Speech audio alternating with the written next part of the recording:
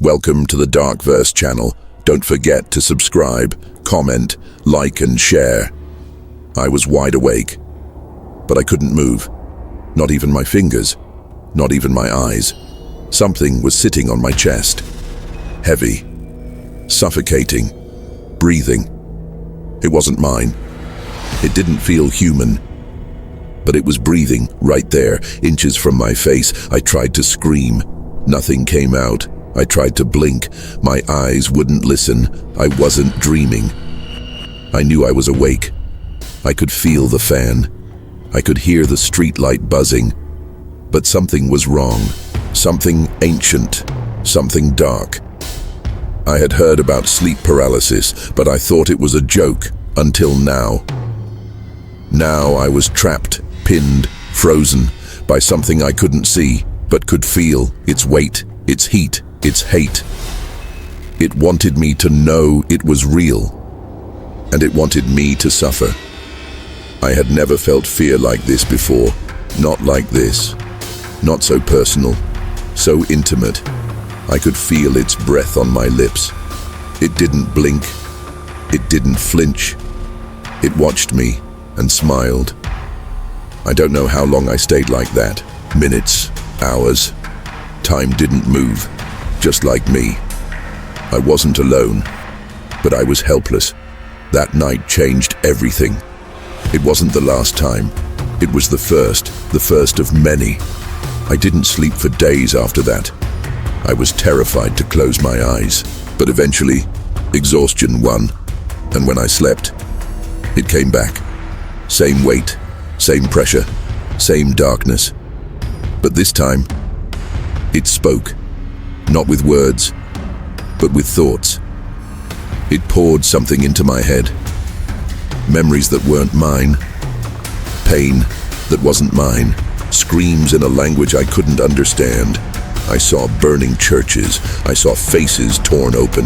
I saw myself on the ceiling, looking down at my own body, and it was smiling. It liked watching me panic. It fed off it. The fear made it stronger, more solid, more real. I tried to stay calm, tried to focus on my breathing, tried to remind myself it wasn't real. But then it touched me. Its hand was cold, but its nails were hot.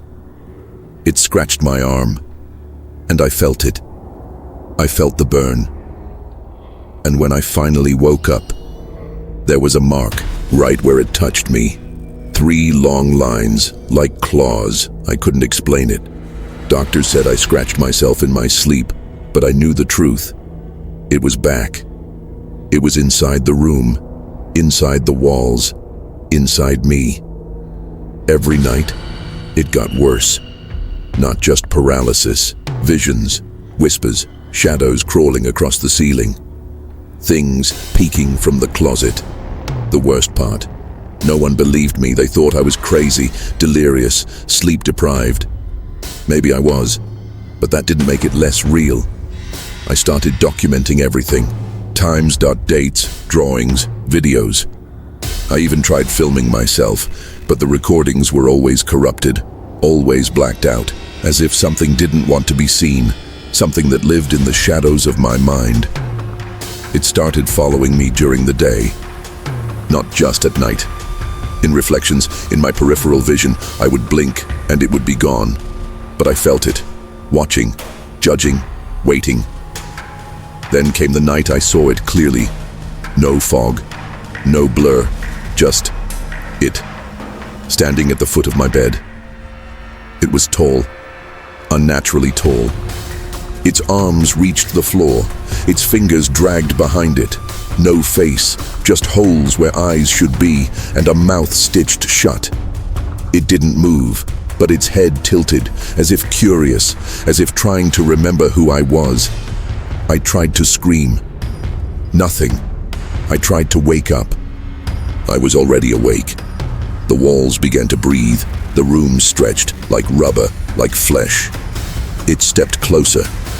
I could feel my heart pounding so hard I thought it would burst, and it reached for me, not with anger, but with hunger. That's when I realized It wasn't just a demon, it was a collector. It fed on people like me, lonely, scared, unseen, the ones no one would believe. It picked us off, one by one, and I was next. I tried to fight it. I started sleeping during the day, with lights on, with people nearby. But it adapted. It waited, and then it came while I was fully awake, middle of the day. Sunlight pouring in, but I blinked just once, and it was in the room. Behind me, I felt its breath again. Its hate. I froze. Not from sleep paralysis, from fear. Pure, undiluted fear. This thing didn't care about rules or science. It wanted me. It wanted to become me. Every time it came, I lost a piece of myself. A memory, a moment. I started forgetting birthdays, my own name, what my mother looked like. I wasn't just being haunted. I was being erased, replaced. I tried to tell someone again, my sister.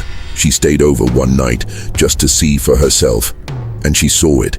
She screamed so loud the neighbors called the cops. They didn't find anything, but she wouldn't come back. She won't even talk to me now. She said I brought something into her dreams, said it touched her too, and now she's afraid to sleep. Just like me, I'm not the only one anymore.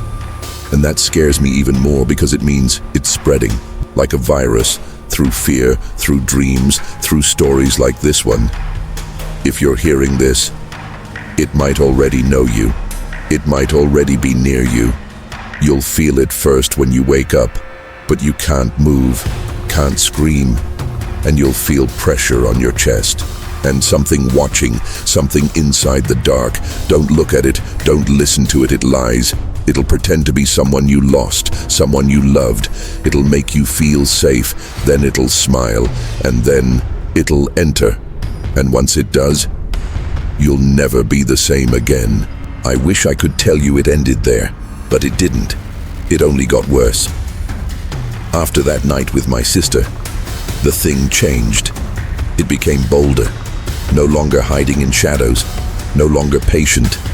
It started appearing in my dreams, not as a shadow, but as a man. Tall, dark suit, no face, just a smooth, black surface where features should be. He whispered to me, not in words, but feelings. Cold, empty, hopeless. You belong to me now, it said. I woke up screaming, but my mouth was shut. I was paralyzed again. It was waiting, and this time it wanted more than just fear. It wanted my soul. I tried everything. Meditation, prayer, therapy, sleep clinics.